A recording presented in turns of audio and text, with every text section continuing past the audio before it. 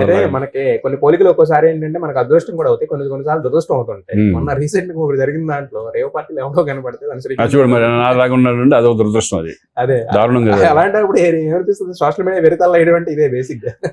అంటే ఇప్పుడు చాలా మంది ఏంటి నీలాగా ఉన్నారని మా ఫ్రెండ్స్ కొంతమంది అన్నారు. ఓకే, తెలిసిన అన్నారు. తప్పు కదా అయితే సోషల్ మీడియా. సోషల్ మీడియా నేను ఆ రోజే చెప్పాను అట్లా ఉందని మీరు అనుకున్నారు, బట్ నేను కాదు అని మనం ఎక్స్ప్లెయిన్ చేయడం జరిగింది అంతే తప్పితే. ఇప్పుడు వేరే వాడిని నేను చూస్తే ఒకేసారి ఏంటి నాకు సేమ్ అట్లా ఉన్నాడు ఏంటి అనే ఫీలింగ్ నాకు వచ్చింది. అది అబద్ధం అని మనకు తెలుసు 100%. అది మనం వెళ్ళలేదు ఎందుకంటే పొద్దున్న ఆ రోజే చేసాం కూడా తెలుసు. ఒకరు చేసినట్టు వదలరుగా.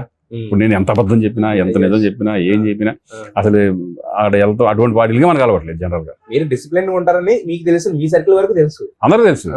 ఎందుకు మన దీని వాళ్ళందరికీ తెలుసు, మన మీడియా వాళ్ళకి కూడా చాలా మంది తెలుసు.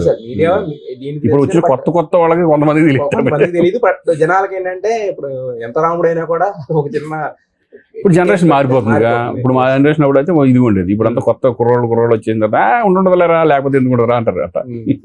అయితే మీరు వరుసనే పాన్ ఇండియా సినిమాలు చేస్తారు, ఒక పక్కన దేవరా గానీ, ఒక పక్కన గేమ్ చేంజర్ గానీ, ఇవన్నీ అంటే వచ్చే దాంట్లో కొన్ని మిస్ అవుతూ ఉంటాయి కదా సార్. అంటే ఎన్ని రోజులు పెద్ద సినిమాలు చేసినప్పుడు చిన్న సినిమాలు కొన్ని చాలా మిస్ అవుతాయి. కొన్ని మామూలు సినిమాలు, మంచి సినిమాలు కూడా కొన్ని మిస్ అవుతూ ఉంటాయి. ఎందుకంటే ఇది number of days, number of ఈ సినిమా మీద గెటప్లని మళ్ళీ మిస్ అయితే వాళ్ళు ఇబ్బంది పడతా ఉంటారు.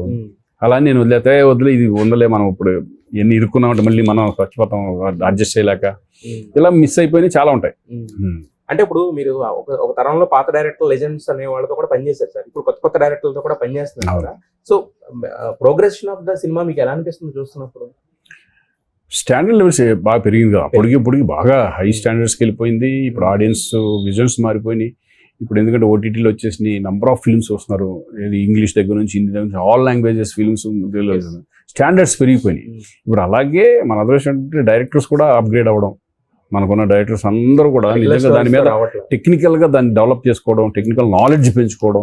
అప్పుడు టెక్నికల్ నాలెడ్జ్ ఏముండేది, టెక్నికల్ ఏముండేది మామూలుగా ఒక కథను నమ్ముకుని కథ చక్కగా నీట్ గా దాని మీద long shots, mid shots, close shots అన్ని చేసుకుంటే సరదాగా వెళ్ళిపోయాడు. ఇప్పుడు అట్లా కాదు, గ్రాండీర్ బాగా అలవాటు పడిపోయారు ఆడియన్స్ కూడా.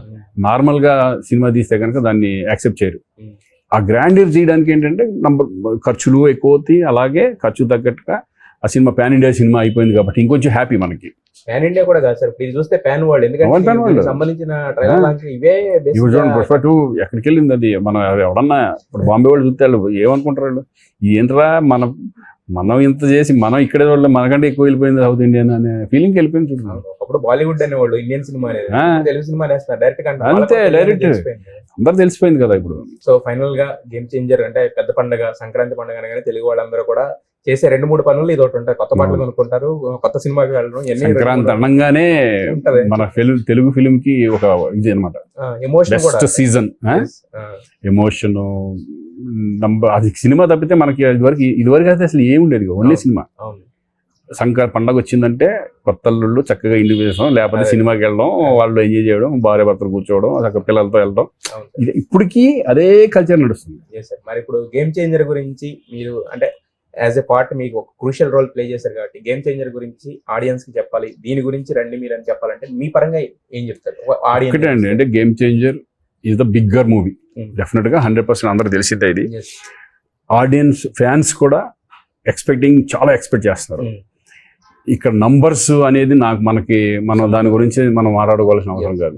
అది ఈ రోజు సినిమా హిట్ అయిందంటే ఏ నెంబర్లకు వెళ్తుంది అనేది కూడా మనం క్యాల్కులేట్ చేసుకునే పని లేదు.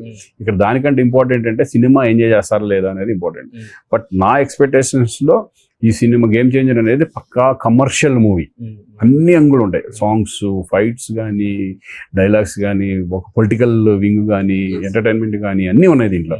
బట్ అన్నీ ఉన్న సినిమా గేమ్ చేంజర్ కాబట్టి డెఫినెట్గా ఈ సినిమా బ్లాక్ బస్టర్ అవ్వాలని నేను మనస్ఫూర్తిగా అనుకుంటున్నాను. ఎందుకంటే చేసిన వాళ్ళు ఇంకా అవ్వాలని ఉంటుంది కదా, చేసినా చేయకపోయినా డెఫినెట్గా. దాంతోపాటు ఇంకా రిలీజ్ అయ్యే సినిమాలు ఉన్నాయి కదా, బాలకృష్ణ గారి సినిమా కానీ, వెంకటేష్ గారి సినిమా, అన్ని సినిమాలు ఆడితే డెఫినెట్గా ఇండస్ట్రీ బాగుంటుంది. ఇండస్ట్రీతో పాటు అందరూ బిజీగా ఉంటారు అనేది మేమంతా అనుకునే కాన్సెప్ట్.